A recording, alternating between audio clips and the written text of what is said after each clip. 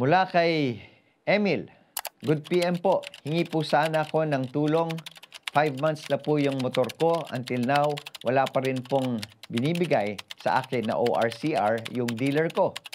Cash ko po nakuha yung motor at May 22, 2023 ko pa po na ilabas sa kanila. Every time na pupunta po ako para tanungin kung meron na yung ORCR ko, ang sabi po nila ay laging wala. Emil, ang kadalasang nagtatagal sa LTO ay ang pag-issue ng plaka o plate number. Dito minsan umaabot ng maraming buwan o taon pa nga. Ang dahilan ay naubos na daw ang mga plaka o di pa nare-renew ang kontrata sa mga nagsusupply ng plaka. Anyway, ibang issue yan, Emil, at mahabang usapin kapag yan ang tutukuyin natin.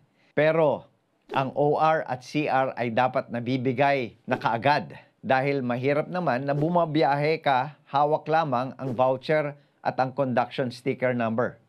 At mahirap din idahilan na di pa nare-renew ang kontrata ng supplier dahil papel lang naman yan.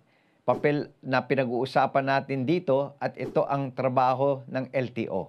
Kung OR, CR lang ang hinihingi natin, dapat mailabas ito 7 araw mula nang bilhin mo ang sasakyan. Alamin mo kung official dealer ba talaga ang kausap mo at kung anong estado na ng application for ORCR. Minsan, baka by batches ang pagproseso ng dealer ng application for ORCR kaya nagtatagal. I-PM mo lang kami, Emil, at baka makatulong kami sa pag-follow up ninyo o sa pag-file ng reklamo sa LTO.